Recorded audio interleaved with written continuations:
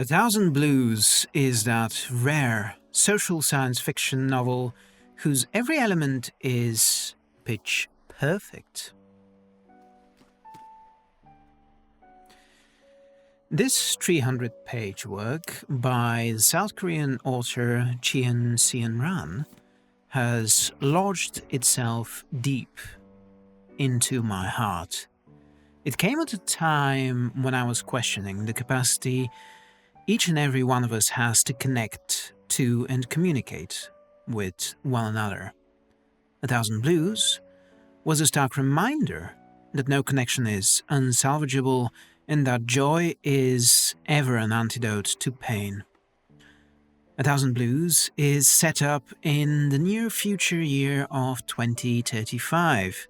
Its science-fictional conceit shows an ever-increasing degree of robotization across every aspect of South Korean society and beyond.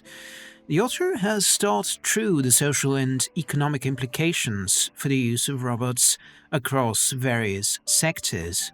Her chief concern here is the use of robots as horse jockeys. The text reasonably points out that one of the reasons horses don't go as fast as they physically can during races is because their human jockeys, weighing certain amounts and not wanting to die, cannot drive the horses past a certain point. With jockeys, shorter, made of light material for the express purpose, horse races are reinvigorated, the animals driven to speeds unthinkable until robotization came knocking. One of the point of view characters here is Robot Collie, short for broccoli, a jockey who, through an unlikely but quotidian incident, has within himself an experimental chip that allows him to grow and learn about the world, true artificial intelligence in a nutshell. To experience the world through his eyes is to see it afresh. His childlike curiosity is endearing, his optimism and joy welcome. His story is inextricably woven first with the racehorse today, a filly who, under his guidance, breaks national records on the racetracks. Because of the brutally exploitative treatment of racehorses by the industry, as soon as today can no longer run, the clock begins ticking, with her time running out. Later, after Collie takes a drop that shatters the lower part of his body, he meets a girl, a brilliant but lost teenager by the name of Yeonjae. Through her efforts to repair him, the robot meets the girl's family, her mother and sister. What follows is a kind of magic, with Collie helping these disparate individuals, each of whom live at a distance from one another, and really from all other human beings, to find their way back together. It is not just Collie who does this. However, it is also their common effort to counteract the cruel exploitative nature of racetrack policy that would see today euthanized.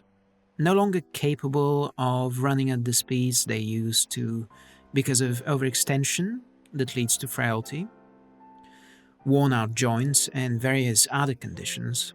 These animals are deemed a drain on their owners' resources and summarily put down. The only criticism I can think of for all the book is, why wouldn't the owners of the racing tracks get into horse breeding? I know that aged stallions past their prime are often used for such purposes, so I do not know how things stand with fillies. Perhaps it's also almost a humanitarian question? Put them down so they cannot suffer anymore?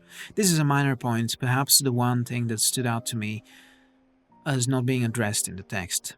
It might be less the text's fault, however, than my own ignorance on the relationship between horse racing and horse breeding. The novel makes a persuasive case about the need for humanity to do better towards animals in any event. Humanity's social contract with non-humans is unjust in so many ways, and today's story is only one example of the adage that animals, I cite died if they weren't needed by a human, close quotes. Bok Hui, the veterinarian who serves as one point of view character in the novel, speaks most strongly to this, bringing up one compelling point after another. I suspect her opinions reflect the author's own, considering that what the latter's bio says at the back end of the novel, namely that she often dreams of a world where humans become a minority in a world of flora and fauna.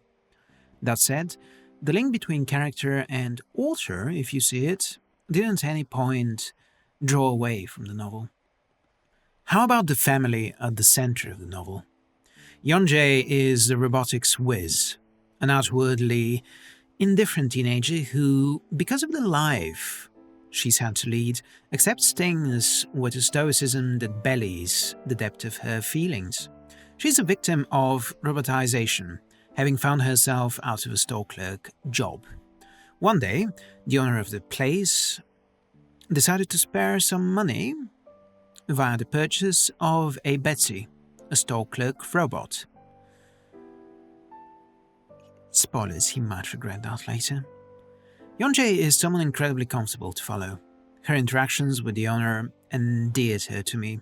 The friendship she develops with fellow student Jisoo, or Jisoo, was beyond satisfying.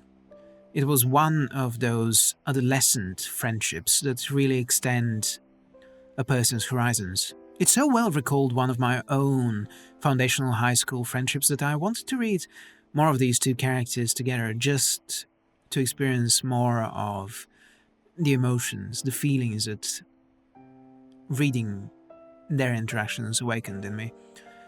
Yeonjae discovers Collie after the latter has been shattered via a fall from today's back, and it is she who masterfully, though imperfectly, rebuilds him. Yeonjae plays the role of helper to her sister Yunhai, who is bound to a wheelchair due to getting polio at the age of 5.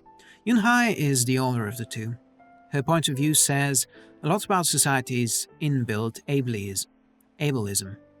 As you might expect, just about none of it good.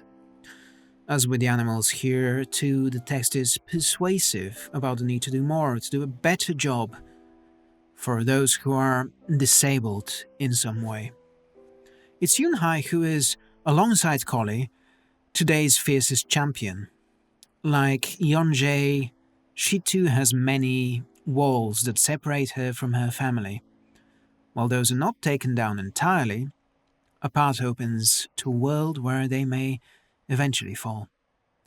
Last but certainly not least in the family is Bo-young, mother to the two girls and widow to a firefighter husband who once saved her from a terrible accident.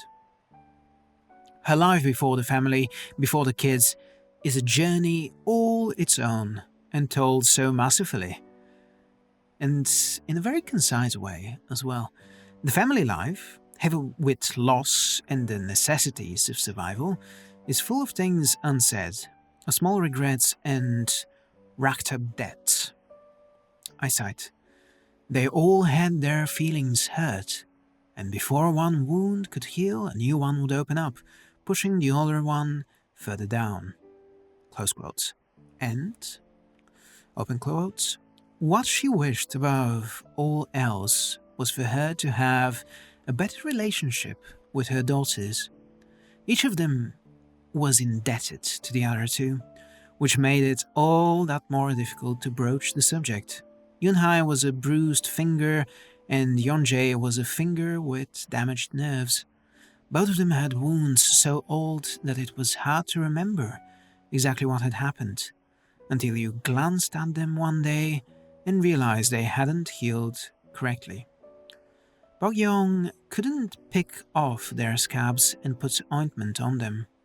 She could only watch as the wounds hardened into scars. Close quotes. Yet, there is a way back for each member of the family to the others. With enough care, wounds are healed. With enough care, even scars disappear. The novel is rich in moments of understated humor, at once poignant and an absolute laugh. My favorite has to be the following, taken from a conversation between Yunhai and Bokhui, as the former tells the latter about her cousin. He loves animals too, which might be his weakness actually. I still remember what he told me once. He said that a species goes extinct as often as an app gets an update. Isn't that grim? That means every time I update an app, another species is going extinct. That sounds about right, unfortunately. That's why I don't update my apps very often. It just feels wrong. I sadly cannot offer a commentary on the faithfulness of the translation to the author's original. However, Cha-Yong Kim is his translation. Their translation makes of this novel a joy to read in English, and I believe that they have done an admirable job bringing this special text to the English-speaking world and audience. A Thousand Blues is an early favorite of mine for the best release of 2025. I can't recommend it enough. It has got heart like few novels I've read in recent memory, and I invite you to take the time of day to read it. It is a special book, and a gorgeous, absolutely gorgeous hardcover edition.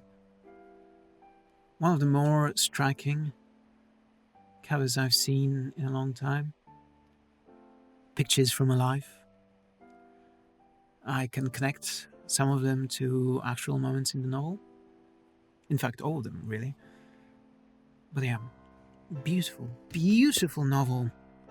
If you enjoyed this review, I hope it was a breath of fresh air coming off of 4 weeks of James S.A. Corey reviews. Very welcome indeed. I hope that you will like this video, share with me. Have you got any experience with South Korean science fiction? This is my first novel coming from South Korea. I've read some short stories. I've read a lot more from like the South Korean diaspora. This was unique. This was definitely, it made me want to read more South Korean sci-fi, more South Korean fantasy, more South Korean novels in general. And I hope to find my way to more of them.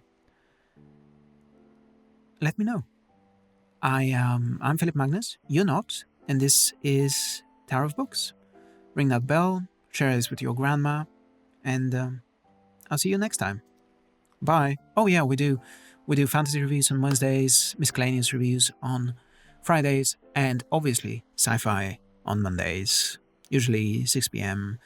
GMT plus 3, kind of. Well, neither here nor there. I'll see you next time. Bye!